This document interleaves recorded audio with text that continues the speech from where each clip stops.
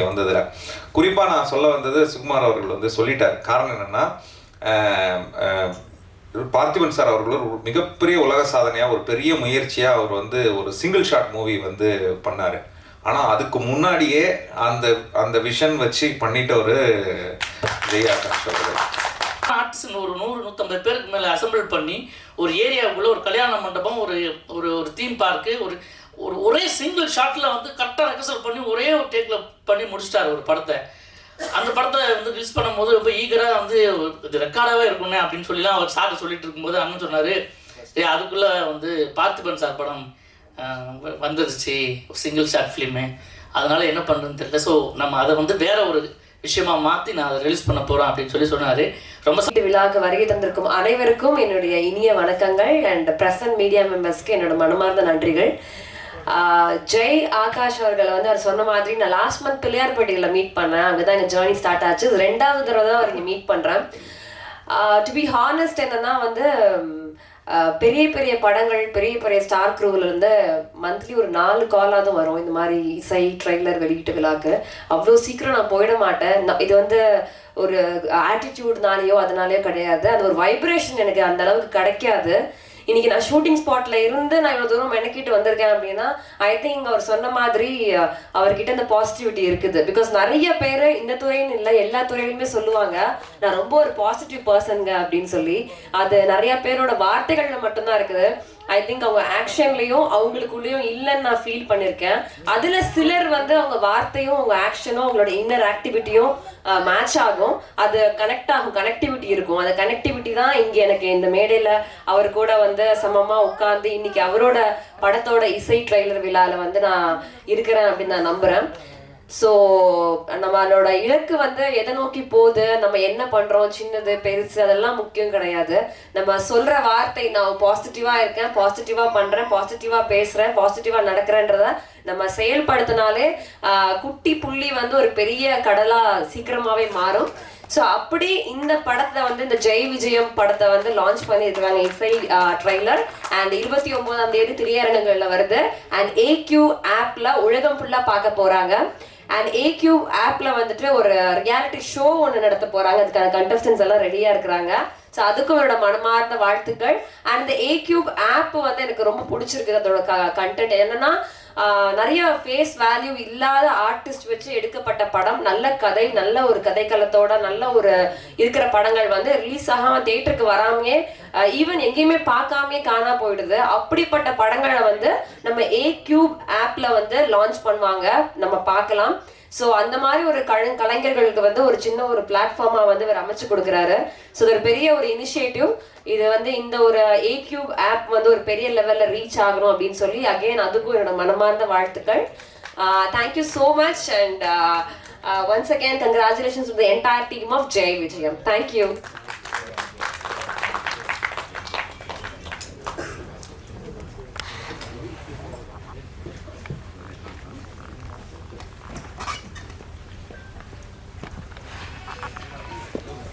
Cinema திரையுலக ஜாம்பவான்கள், நடிகர்கள் மற்றும் பத்திரிகை ஊடக நண்பர்கள் அனைவருக்கும் என்னுடைய அன்பான வணக்கத்தை தெரிவிச்சுக்கிறேன்.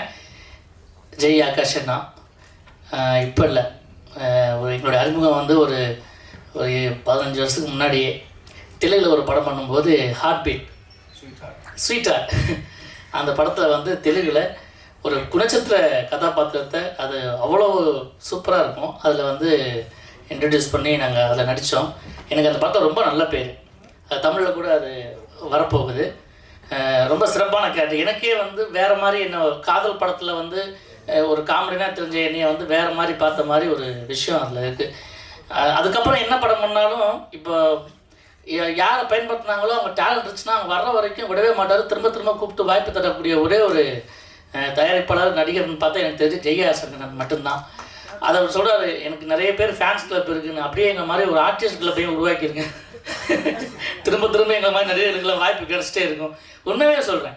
அவர் படங்கள்லாம் பார்த்தீங்கன்னா திரும்ப திரும்ப அந்த அவங்கள வந்து என்ன பண்ணுவாங்கன்னா, ஒரு படம் பண்ணோன்னா சரி போதும், இந்த படத்துலேயே கொஞ்சம் நல்லா தெரிஞ்ச நடிகர்களை போடுவோம் அப்படின்னு சொல்லி அதை யோசிப்பாங்க. ஆனால் அப்படி கிடையாது. ஒரு சின்ன கேரக்டர் இருந்தாலும் கூப்பிட்டுருவார்.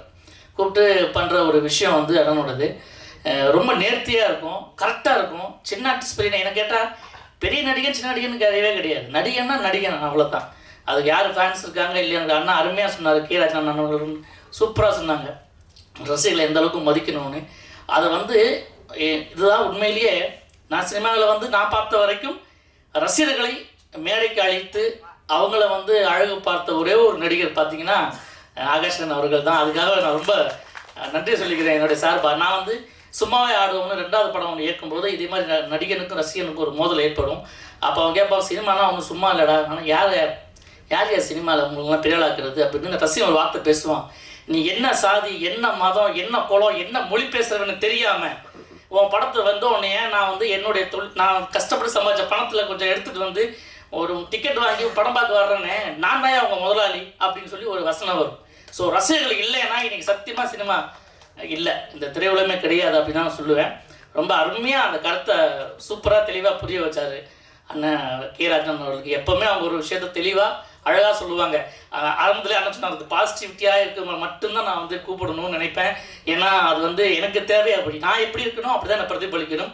இந்த மேடையை இன்னொரு மேடையாக மாற்றக்கூடாது அப்படிங்கிறது, அவங்களுக்கான சொந்த விஷயமா மாற்றக்கூடாது அப்படிங்கிறதுல இப்போ தெளிவாக இருப்பார். ஏன்னா அதுதான் அவர். நான் அதான் சொல்லுவேன், அந்த விஷயத்தில் வந்து எப்போவுமே வந்து உறுதியாக இருக்கணும் அப்படின்னு சொல்லி அவரோட பாசிட்டிவிட்டி தான் இன்றைக்கி இந்த அளவுக்கு விஷயங்கள்லாம் வந்திருக்கிறதுக்கு காரணமே. அதே மாதிரி இதுக்கு முன்னால் அந்த கண்டஸ்டன்ட் அந்த படம், ஆமாம் அண்ணா ஒரு சின்ன அதிர்ச்சி எனக்கு கொடுத்துட்டாரு அண்ணா பேசும்போது. ஆனால் நம்ம பண்ணமே ஃப்ரெண்ட்ஷிப் அப்படின்னு ஒரு படம்.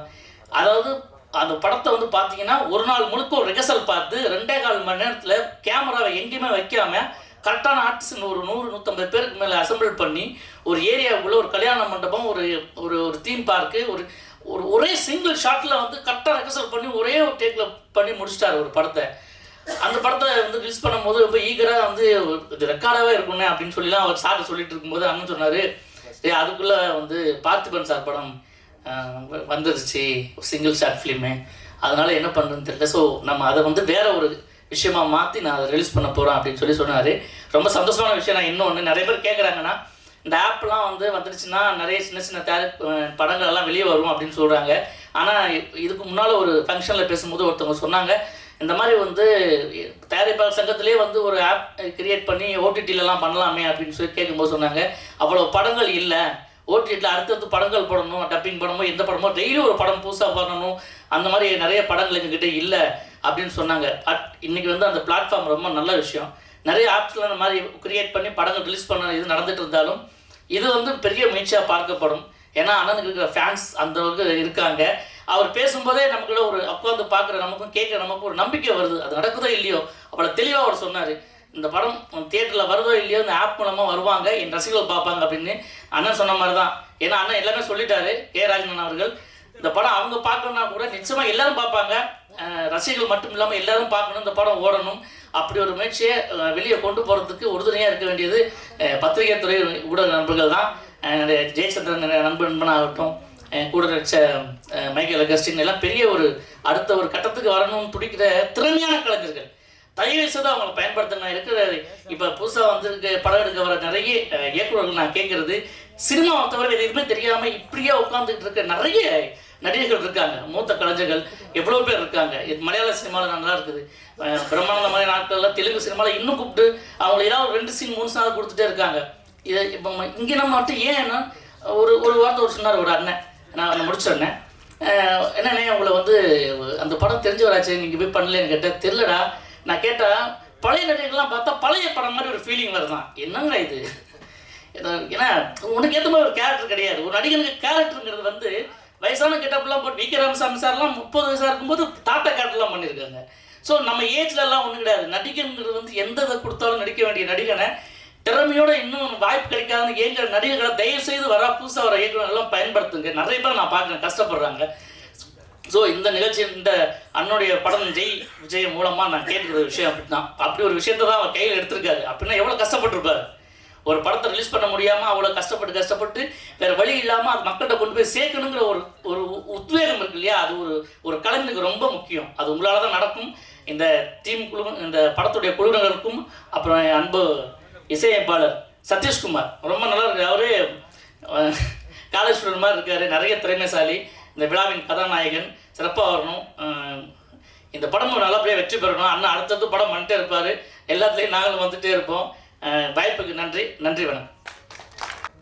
பெரியோர்களுக்கும் அண்ணன் ஜெய் ஆகாஷ் அவர்களுக்கும் அவர்களுடைய ரசிகர் மன்ற முக்கிய பொறுப்பாளர்களுக்கும் ரசிகர்களுக்கும் பத்திரிகை நண்பர்களுக்கும் ஊடக நண்பர்களுக்கும் சோஷியல் மீடியாவில் இருந்து வந்திருக்கக்கூடிய அனைத்து நண்பர்களுக்கும் என் சக நடிகர்கள் அவர்களுக்கும் இந்த படத்தோட டெக்னீஷியன் எல்லாருக்குமே என்னுடைய வணக்கம்.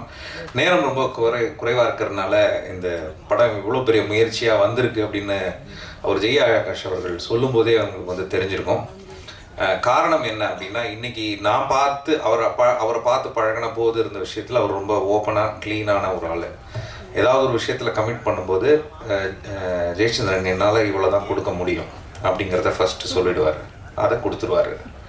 அது மட்டும் இல்லாமல் ஒரு சினிமா கலைஞன் அப்படின்னா ஒரு நடிகனாக மட்டும் இல்லாமல் சினிமாவை பற்றி தெரிஞ்சு படிக்கிறது, சர்வதேச அளவில் இருக்கக்கூடிய படங்களை பற்றி பார்க்குறது, அதை பற்றி ரிசர்ச் பண்ணி அண்டர்ஸ்டாண்ட் பண்ணுறதுங்கிறது அளவில் மிகப்பெரிய ஒரு திரைக்கலைஞனாக அவரை தன்னை வளர்த்து வச்சுருக்காரு. அதனால தான் இப்போ வந்து பார்த்திங்கன்னா நிறைய நடிகர்கள் வந்து ஹீரோவாக இன்ட்ரடியூஸ் ஆவாங்க, அப்புறம் அவங்க வரலன்னா வெயிட் பண்ணிகிட்டு இருப்பாங்க, அவங்களுக்கு யார் ஆப்பர்ச்சுனிட்டி தருவாங்க.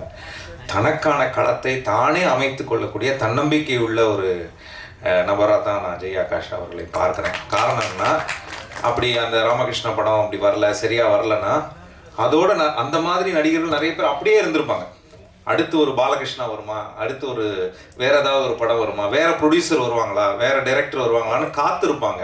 அதை விட முக்கியமாக நான் எங்கேயும் போய் கேட்க முடியாது, நான் ஒரு கெத்து, நான் வந்து ஹீரோவாகவே அறிமுகமாயிட்டேன், அதுக்கு வேற குணச்சித்திர நடிகராக வரணுமா அப்படிங்கிற மன உளைச்சல்லாம் போய் அப்புறமா நிறைய பேர் கன்வின்ஸ் பண்ணுவாங்க, நீயே அந்த கேரக்டர் நடிக்கக்கூடாது, நீயே ஒரு வில்லனாக ட்ரை பண்ணக்கூடாது அப்படின்னு. ஆனால் தன்னை ஒரு திரைக்கலைஞனாக தன்னை உருவாக்கிக்கிட்ட ஒரே காரணத்தினால இந்த நம்பிக்கையோடு அவரால் உருவாக்க முடியுது. அதுவும் அந்த நம்பிக்கை மேலே அவர் மேலே இருக்கக்கூடிய அந்த ஒரு பாசிட்டிவிட்டின்னு சொல்லுவாங்க, அந்த எண்ணம், அது வந்து ரொம்ப முக்கியமாக இதில் தென்படுது.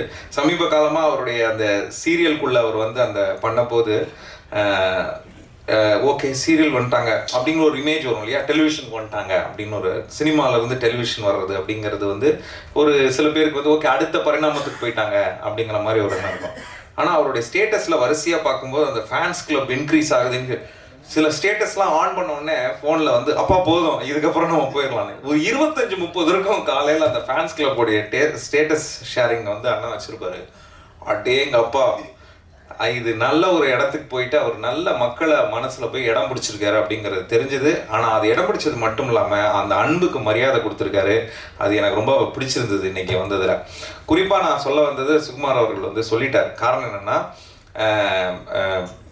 பார்த்திபன் சார் அவர்கள் ஒரு மிகப்பெரிய உலக சாதனையாக ஒரு பெரிய முயற்சியாக அவர் வந்து ஒரு சிங்கிள் ஷாட் மூவி வந்து பண்ணார். ஆனால் அதுக்கு முன்னாடியே அந்த விஷன் வச்சு பண்ணிட்டவர் ஜெய் ஆகாஷ் அவர்கள். அதுக்கு அவர் பண்ண ரிசர்ச்லாம் மிகப்பெரிய ரிசர்ச். இன்னொன்று என்னென்னா, உண்மையாக சொல்லணும்னா ஆக்சுவலாக அவருடைய ஸ்பீடுக்கு அவருக்கு ஆக்சுவலாக கரெக்டான ஒரு 10 கை அசிஸ்டன்ஸு, டிரெக்ஷனில் கரெக்டான அசிஸ்டன்ஸு, கேமரா மற்ற ஒர்க்லேயும் ஒரு டீமை இன்னும் வந்து கரெக்டாக அமைஞ்சதுன்னா அவர் நிறைய விஷயங்கள் பண்ணுவார். அந்த கெப்பாசிட்டி அவர்கிட்ட இருக்குது. என்னன்னா ஃபினான்ஷியலாக அவரால் ஒரு பர்டிகுலர் லிமிட்டில் தான் என்ன இருக்கோ அதில் தான் அவர் ஒர்க் பண்ணுவார். அப்படி இருக்கும்போது என்னால் பணம் கம்மியாக இருக்குது வர முடியுமானா ஒரு பெரிய டெக்னீஷியனோ ஒரு பெரிய எக்யூப்மெண்ட்டோ அங்கே உள்ளே வர முடியாத ஒரு சவால்லாம் இருக்குது. ஆனால் அதெல்லாம் உடையும் மாறும். அப்படி ஒரு நீங்கள் இன்னொரு புதுமையான ஒரு விஷயத்தை கண்டிப்பாக செய்வீங்க. அந்த கெப்பாசிட்டி உங்களுக்கு இருக்குது. உங்களை வாழ்த்துற அளவுக்கு நான் வந்து பெரிய ஆள் கிடையாது. ஆனாலும் உங்களுடைய அந்த விடாமுயற்சி எப்போவுமே விஸ்வரூப வெற்றி இருக்கும். அப்படி தான் இந்த ஜெய் விஜயம் படமும் அந்த டீமும் பண்ணியிருக்காங்கன்னு நினைக்கிறேன். ஸோ முன்னாடியெல்லாம் ஒரு காலத்தில் வந்து பிளாட்ஃபார்ம்னு சொன்னாலே ஒரு மாதிரி கேவலமாக நினைப்பாங்க இல்லையா, நான் பிளாட்ஃபார்முக்கு அவங்களாம் ஒரு சாதாரண பிளாட்ஃபார்ம். இன்றைக்கி எல்லாமே என்ன ஓடிடி பிளாட்ஃபார்மா அப்படிங்கிற. அதனால் இன்றைக்கி பிளாட்ஃபார்ம் அப்படிங்கிறது வந்து அது ஒரு ஆங்கில சொல்லாடல் பொறுத்த வரைக்கும் ஒரு தளம், ஒரு களம். அப்படி இன்றைக்கி அவர் வந்து எப்படி அப்டேட்டடாக இருக்காருன்றதுக்கான ஒரு அடையாளம் பாருங்கள். இன்றைக்கி நான் இந்த தேட்டரில் ரிலீஸ் பண்ணுவேன், அங்கே பேசிகிட்டு இருக்கேன்னு இல்லாமல் நான் இல்லைனாலும் நான் ஆப்பில் ரிலீஸ் பண்ணிவிடுவேன் அப்படின்னு அவர் தன்னை அப்டேட் பண்ணிக்கிட்டே இருக்கார். நிறைய படிக்கிறாரு, பல ஊர்களுக்கு போய் வர எல்லா இடத்துலையும் அப்டேட்டடாக இருக்கார். அது மட்டும் இல்லாமல் அந்த அன்பாக நேசித்து தன் கூட இருக்க ஒர்க் பண்ணுறவங்கள கனெக்ட் பண்ணியிருப்பார். அந்த அன்புனால தான் நிறைய பேர் வராங்க. இன்றைக்கி அவர் என்ன இந்த டீட்டெயில் சொல்லும்போது கூட நான் வேற ஒரு ப்ரெஷர் சுச்சுவேஷன்லேருந்து புறப்பட்டு அவசர அவசரமாக வந்ததுக்கான காரணமே நான் காலையில் ஆக்சுவலாக மறந்துட்டேன், ஏதோ ஒரு நாள் இருக்குன்னு தெரியும். ஆனால் டக்குன்னு அவர் கால் அடித்த உடனே அச்சுச்சோ நம்ம இங்கே இருக்கோமேன்னு போயிட்டு விரட்டி வந்ததுக்கான முக்கியமான காரணம் என்னன்னா, அவர் உண்மையாக இருப்பார், நேர்மையாக இருப்பார், அதோட முக்கியமாக அன்பாக இருப்பார். இந்த 3 விஷயம் ப்ளஸ் ஒரு நல்ல கலைஞன். அது எனக்கு ரொம்ப பிடிச்ச விஷயம் பர்சனலாக என்னன்னா, அவர் ஒரு கண்டென்ட் பண்ணுறாருன்னா அந்த கண்டென்ட் வந்து அவருக்கு ஜென்யூனாக கன்வின்சிங்காக இருக்கும். ப்ளஸ் அதுக்கு நிறைய ஆராய்ச்சி பண்ணி நிறைய பார்ப்பார். இன்ஃபேக்ட் எனக்கு சில விஷுவல்ஸே காட்டுவார், இவங்க எப்படி பண்ணியிருக்காங்க பாருங்கள் இந்த ஹாலிவுட்டில், இது எப்படி பண்ணியிருக்காங்கன்னா அப்படின்னு அந்த டெக்னாலஜியை வந்து அவர் உடச்சி சொல்லுவார், இப்படி தான் பண்ணியிருக்காங்க, இங்கே கட்டு இருக்கு ஜெய், இங்கே பண்ணியிருக்காங்க பாருங்கள், இது மாதிரி நம்ம பண்ணணும் அப்படிங்கிற ஆர்வம் அவருக்கு அதிகமாக இருக்குது. அதனால் கண்டிப்பாக இந்த படம் வெற்றி அடையும். இதை தொடர்ந்து அவருடைய முயற்சிகளும் வெற்றி அடையும். இந்த படத்தில் பணி செய்த அனைத்து டெக்னீஷியனுக்கும், ஏன்னா எவ்வளோ கஷ்டப்பட்டு ஒர்க் பண்ணியிருப்பீங்கன்னு தெரியும், அவர்கள் அனைவருக்கும் என்னுடைய வாழ்த்துக்களையும் பாராட்டுகளையும் தெரிவித்துக் கொள்கிறேன். நன்றி நன்றி நன்றி.